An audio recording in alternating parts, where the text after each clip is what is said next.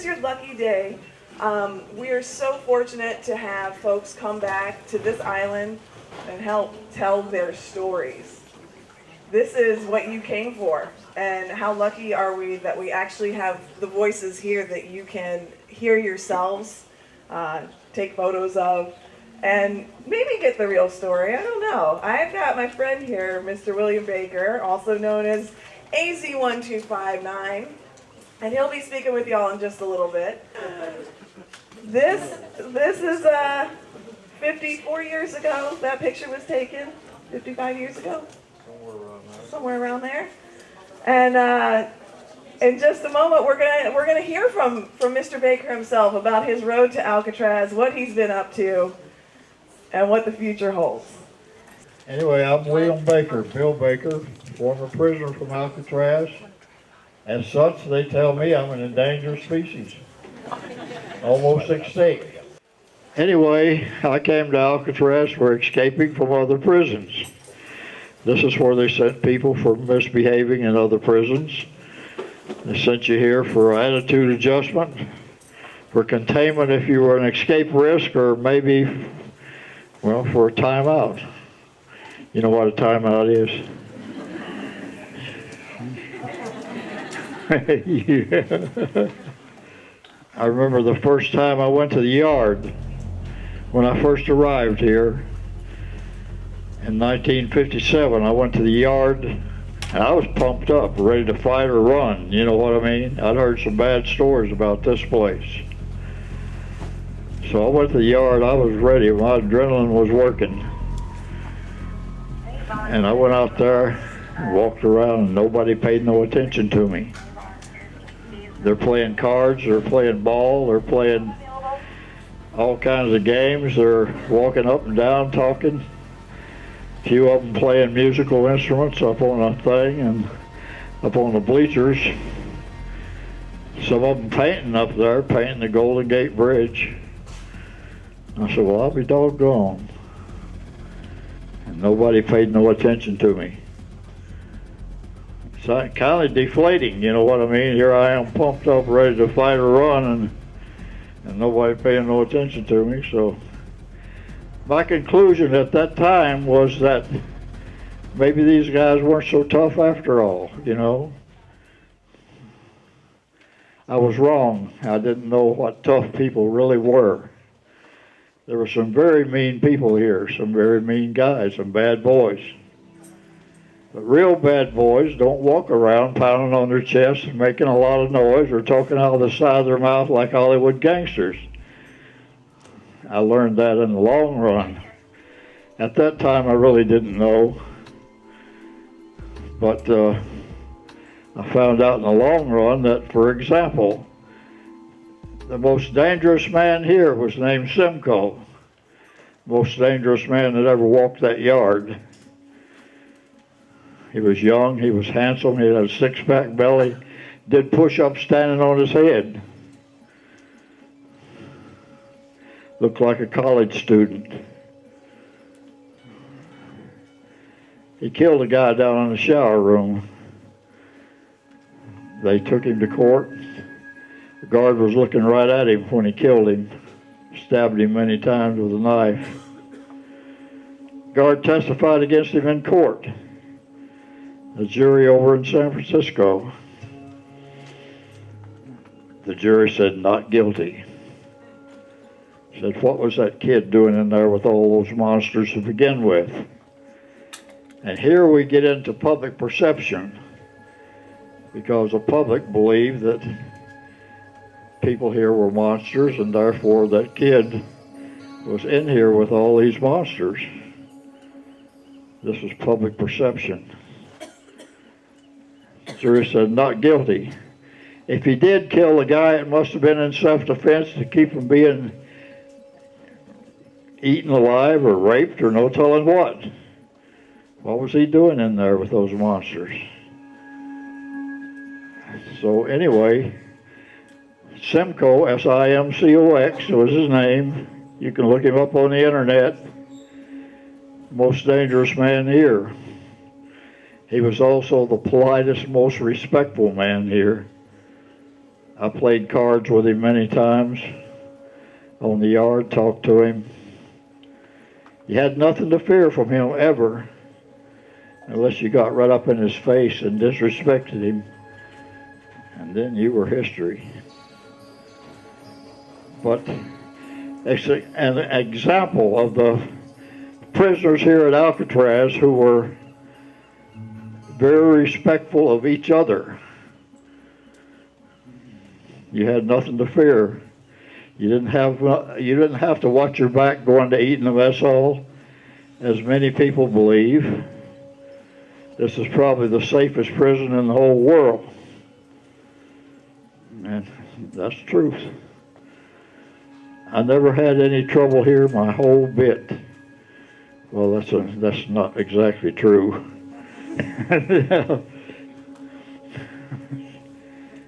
Had some minor trouble a few times. The guy swung a guitar at me and missed me and hit a shoulder and busted the guitar against but that's another story. Anyway, I'm talking about the Alcatraz convict, the average Alcatraz convict. When I first went to the yard, I looked at them playing bridge over there. I didn't know what they were playing then. They were holding their cards. They looked like dominoes. They were shaped like dominoes, made out of plastic or ivory or something. Had spots on them like dominoes, but they were real cards. You used them as cards because out on that yard, there's always a wind blowing.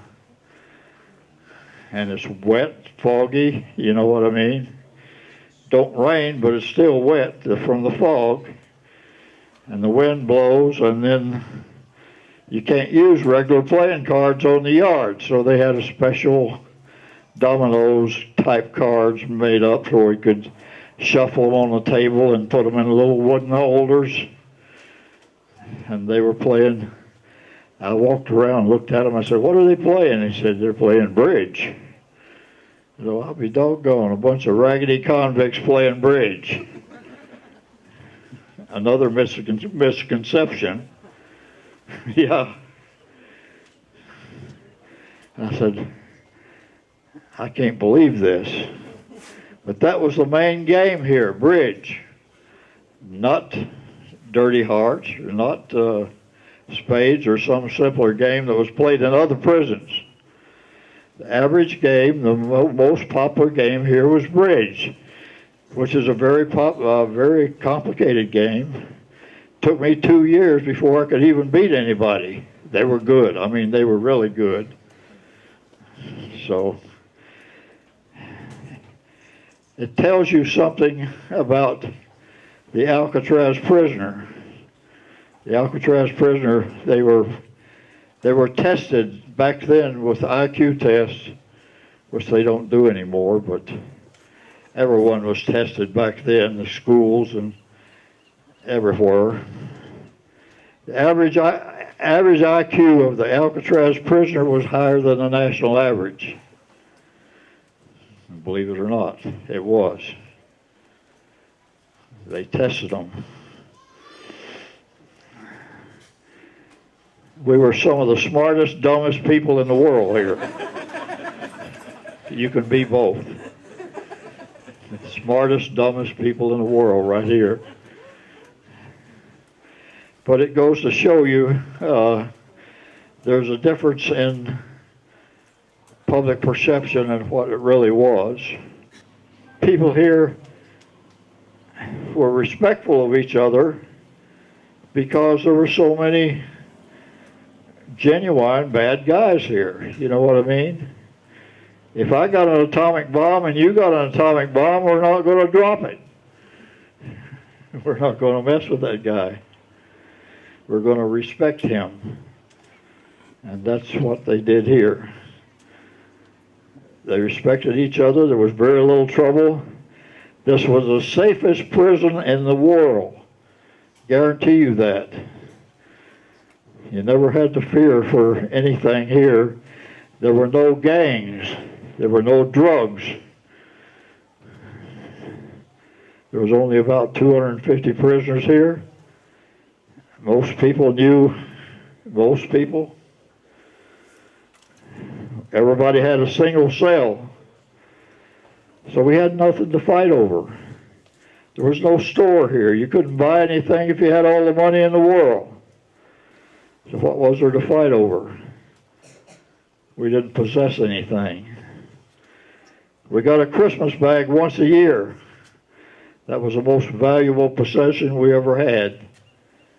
It was about this big, about this tall, had some candy, hard candy, and some bars of candy, and some nuts and fruits, and maybe some cigars or some packs of cigarettes. The most valuable possession that we ever had. In July, long before they passed it out on Christmas, in July, people started buying each other's candy, each other's Christmas bag, or they started gambling, betting on the ball games. Some guys sold the same Christmas bag about 10 times. Christmas come around, they'd pass out the bags, eat it real quick, start throwing the stuff out of your cell. That was the way of checking in the hole. You checked in, get out of town for a few months, you know what I mean? But seriously, guys who worked in the factory, they had a factory down there. There's about, it employed over half the people here. Federal Prison Industries ran the factory. They had a contract with the military to make all kinds of stuff. I worked in the glove shop. We made white cotton gloves for the military. Other people worked in the laundry. Had a huge laundry that did all the laundry for the military installations in the area. That employed a whole bunch of people. There were some bad boys here, but they were very respectful of each other, as I said. We had very little trouble here, but when there was trouble, it was often very serious. And that's one reason there was very little trouble here, because the consequences could be very great. Anyway, I'm going to open it up for questions now. You ask any question you want, I'll answer any question you got. Hello? Tell us about the career change you had when you got to Alcatraz. You had a career change. Oh yes, I learned a new trade here. I learned how to do counterfeit payroll checks. Sounded good at the time. Yeah, I learned it from a guy who really knew it well, named Courtney Taylor. He taught me, and I was pretty proud of it. A buddy of mine, Benny Rayburn, said, I remember he told me one day, he was walking the yard, he said, I told him I learned a new trade, counterfeit payroll checks. He said, yeah, okay. He said, but you learn it from who? I said, Courtney Taylor. He said, oh, he's good, all right. He said, but he's in here. I said, yeah, so? He said, he got caught. I won't get caught. I'll do it different than he did.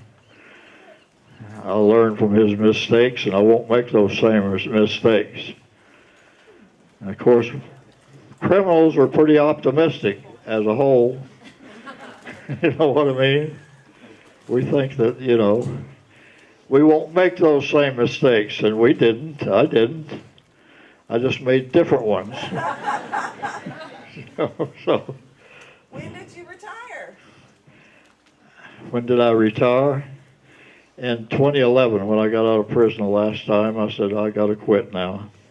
I was 78 years old. I quit. I had to write this book. And I couldn't write it and be on the run, so I quit.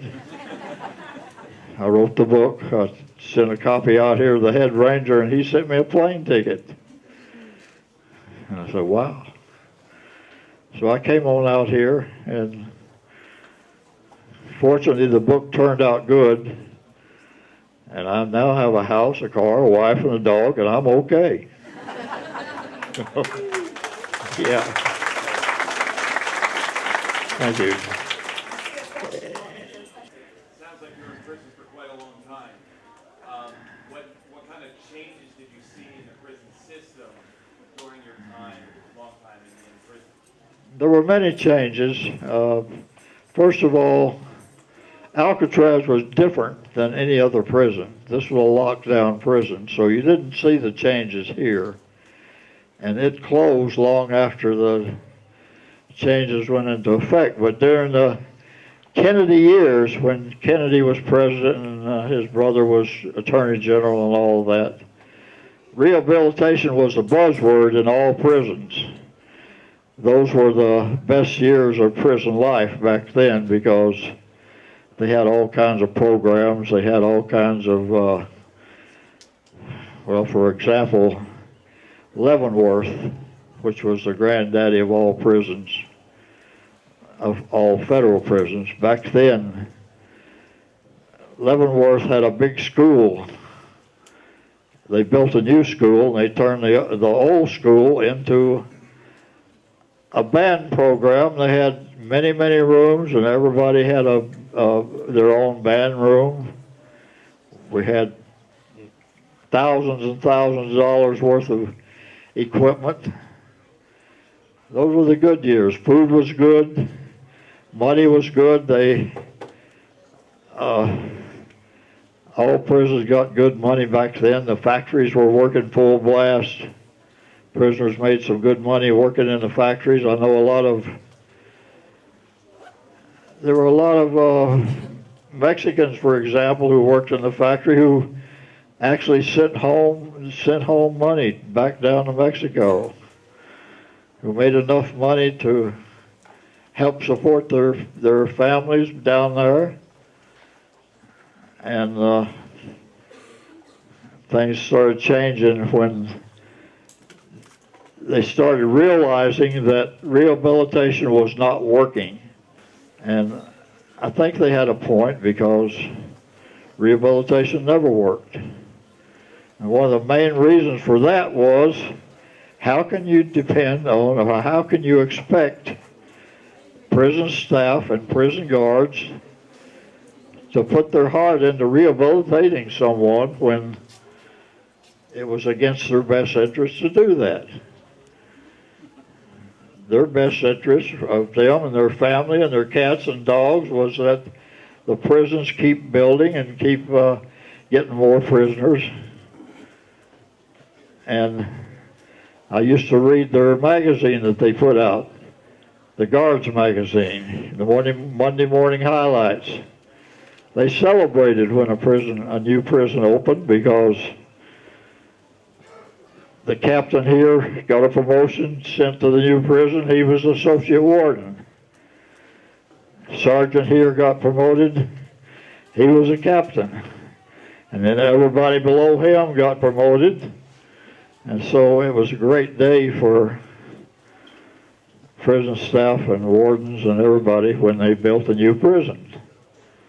So how can you expect those people to put their heart into rehabilitating people? You know, how can you do that? You can't.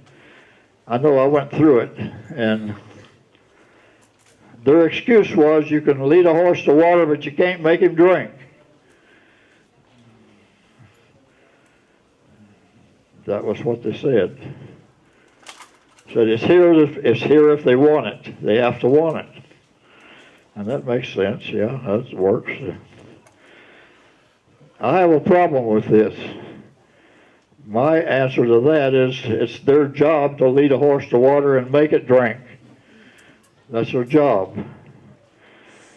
But I know from personal experience that they couldn't actually put their heart into that. So anyway, now the official policy of prisons today, federal prisons, is we provide a safe and humane environment for prisoners to do their time. That is the official policy now. rehabilitation efforts are dead. They no longer even talk about it. Her question was, what was it like for Mr. Baker the first time he came back to this prison, 2011? Yeah.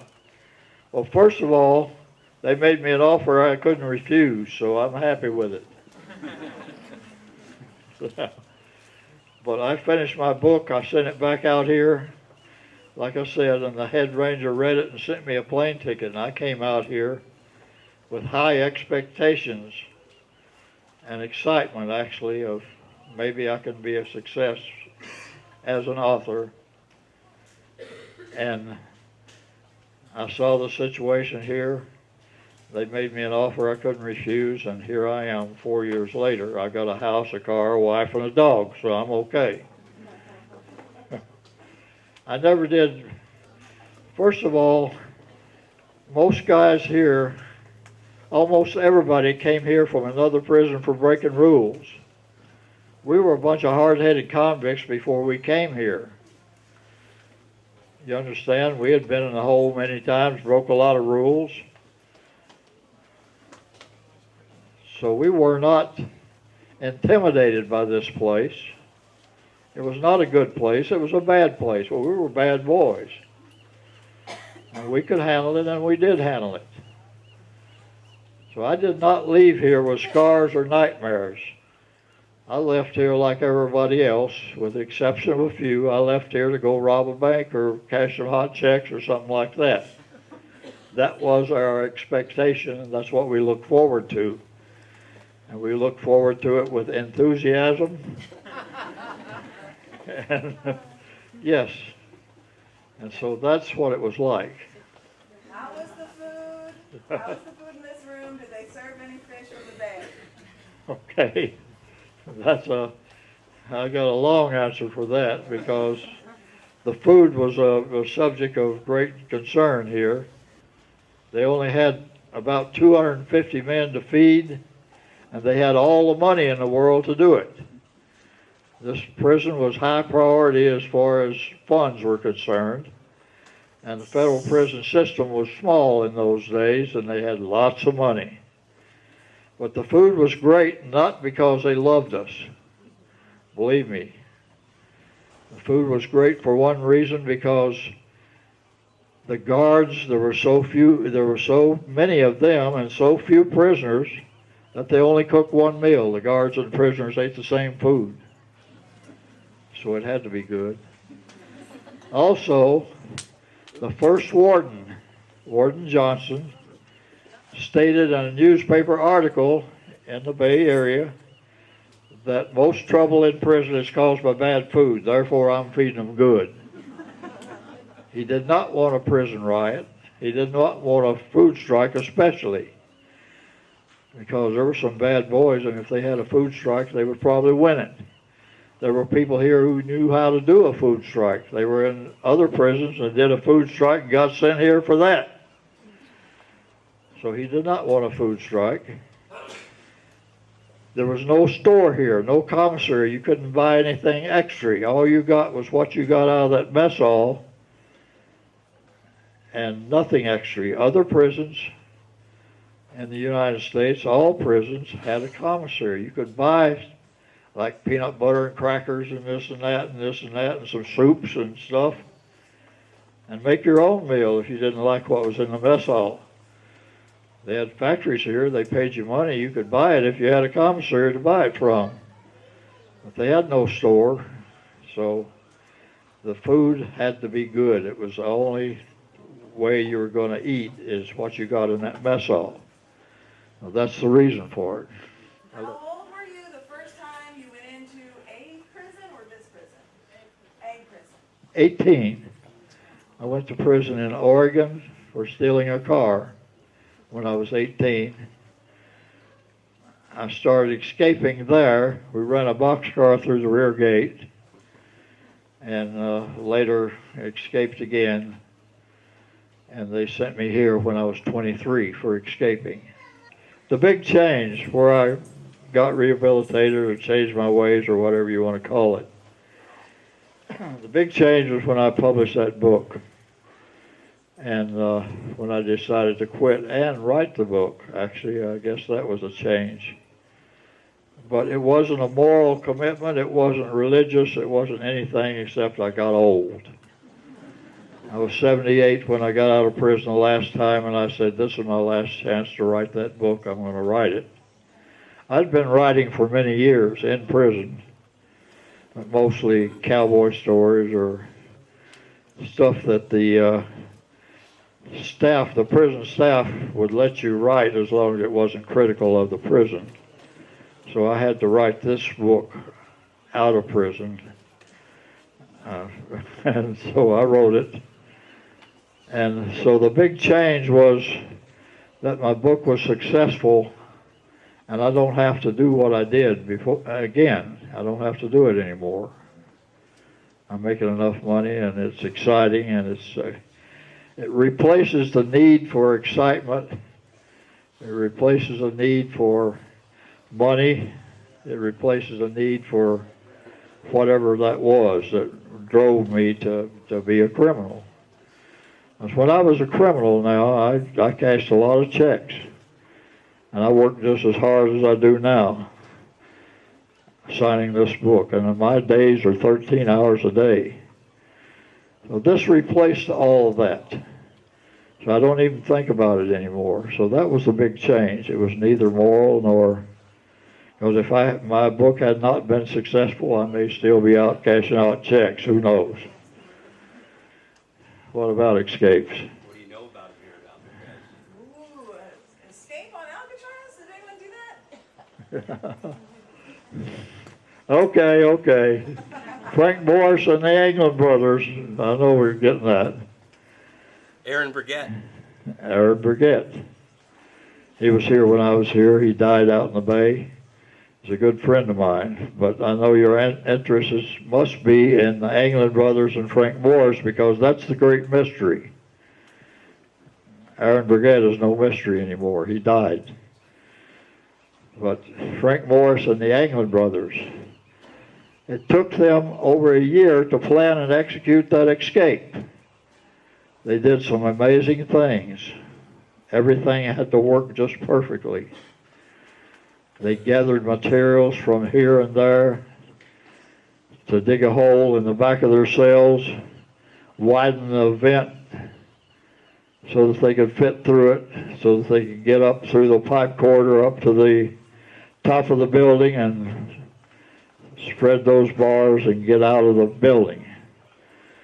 It took them some real, genuine scheming to do that. They did what has been said they did. They widened the hole in the back of their cell. They went up through the pipe corridor and out the roof and down to the water. Now, you can't tell me that they got to the water and said, what do we do now? They knew what they were doing. And they were very quiet about it. This is my main point, is that they didn't let the guards know about it. But also, they didn't let the snitches know about it, because any time you have desperate men, you have snitches. Even here. So, if they are out today, you can bet they won't be in a San Francisco bar bragging about it. That's a fact. We would not know about it. My opinion, though, is, and always has been, whether they made it or not, they did leave the prison alive, and they didn't come back. If they died free. But I'm beginning to lean towards, I believe they did make it. I believe that some of the stories are pure nonsense about where they might be. For example, the Anglin brothers, their family is now saying, we got pictures from them, they're on a ranch down in Brazil. To prove my point, they were in prison studying Spanish. A little weird. They don't speak Spanish in Brazil, they speak Portuguese. So, who knows? But anyway, the stories are a little bit cockeyed, but I do believe that they may have made it and they may be free. I did, yes, I did think of escaping from here many times, but I couldn't figure out how to beat the water. The water kills you because it's cold, and there's no getting around that. There ain't nothing you can do about it. I know there are people swimming it today. Kids are swimming it, dogs are swimming it, everybody's swimming it. But they practice over in the water in the bay till their body becomes accustomed to the cold. And then they put on wetsuits and they got a motorboat riding beside them, and they're swimming it today. But back then we didn't have the luxury of all that. You know, so, and I was about 23 years old, 6 foot tall, weighed about 150 pounds, so I was a beanpole. I was skinny, and skinny people don't do well in cold water. Need a little more fat on you. Next question. Yes, sir. Did you ever try and help any of your friends to escape? Did you ever try and help any of your friends here or in other prisons to escape? Yes, of course. Burgett was a young guy, strong as a mule, swim like a fish. But the water was a real problem because no matter who you are, if you're not used to the water, you cannot handle it for more than maybe 45 minutes. And a guy, an untrained person cannot swim in that length of time from here to San Francisco. So he tried to solve that problem by making himself some water wings out of plastic bags. And I used to help him when we were down in the glove shop where he worked. We worked together down there. He used to fill up a plastic bag, blow it up with air, and sink it in the mop sink to see if it would float and see if the air would stay in it. And that all worked real good. So, in order to defeat the cold water, he put on a lot of extra clothing to insulate himself against the cold. The problem came when he got in the water and the water wings broke, and that water soaked into all those extra clothing and took him straight to the bottom. So it didn't work very good. In the book, he does talk about how athletic and artistic he is, and the question was, with a little intervention earlier, could he have had a career as an entertainer in some form? In the arts. In the arts. Yes, that is a good question, but for me, probably not. Because I really had it in my blood, you understand. I was a criminal. The excitement, the danger attracted me. And I was wild, you know, I mean, I was crazy, to be honest with you. I was also lazy when I was young. So laziness does not lend itself to success of any kind in either the arts or anything else. I know my boss in the glove shop he wrote a report one day. I was sewing white cotton gloves, and I'd sew one every once in a while, and half the time they'd be messed up. I'd have to send them back, and I'd have to sew them over again. He wrote a report on me. I read it. It said, "This is the laziest man I have ever seen." Yeah. And I just didn't see much point in sewing white cotton gloves. It certainly wouldn't benefit me any. I worked down there because they gave extra good time. Factory good time, working in the factory there, could cut your time in half when added to the good time you're already getting. So and besides that, most people worked because that's the only way to get out of your cell was to have a job. You were talking about being paid to work while you were in the prison. Can you equate giving paid, or people were paid when they worked in the prison versus what they made, what regular workers were making out of the prison? Any idea? Yes. During Alcatraz year, how much did we get paid working in the factory? We got paid about, I think it was 25 cents for a box of gloves. That took a normal person about an hour to do. So maybe 25 to 50 cents an hour. For the same job on the streets, it would be $3, $4, $5 an hour. Back in those days, that was pretty good money, but we made a small fraction of that. And but federal prison industries made millions of dollars. So I just added that for. Yeah. What'd she say? She said if you were helping your friend escape, did you think about wanting to escape with him? Well, a couple of times I did when I was in other prisons. But when I got here, I only had 3 years left on the sentence. And I really love to escape, but I'm not suicidal. So with 3 years left, it would have to be a pretty good plan to attract me. As far as if they had a boat out there that'd come pick me up, I'd have went for that. Question was about Aaron Burgett, and that we didn't know what had happened with his escape for a while. It took a while to find his remains. Yeah. Were you holding out hope? Was that a common feeling, or was there? Of course, yes. I, for one, was very hopeful that he would make it. He was a great guy, even though he was a bank robber. He lied about that a little bit. He was actually a post office robber. He said he was a bank robber. So, but he was still a great guy. And for many days we didn't know what happened to him. Of course, he sunk, and his body didn't raise until about 10 days later. And then that's when they found him. But we were locked up in our cell for all that time. We never got out of our cell except to eat. So, of course, we were hopeful, yes. Al Capone was not here at that time. He had already left. He'd already died, in fact.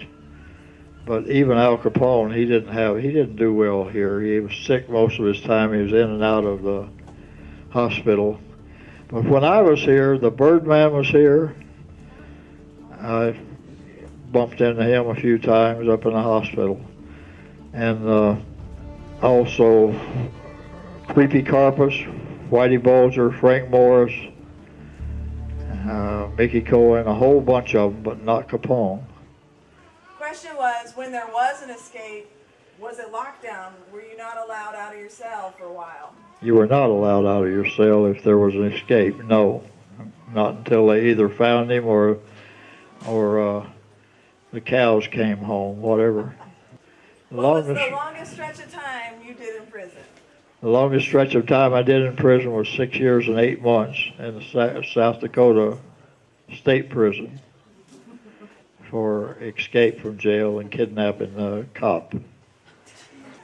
Next question? Yes? So what's it like when you see some of the guards here, like today? Like I see George Vincenzi over there. And so was he here when you were here? I don't remember him specifically. I remember a few of the guards, but not him in particular. But I don't have a problem with the guards now. They were professional.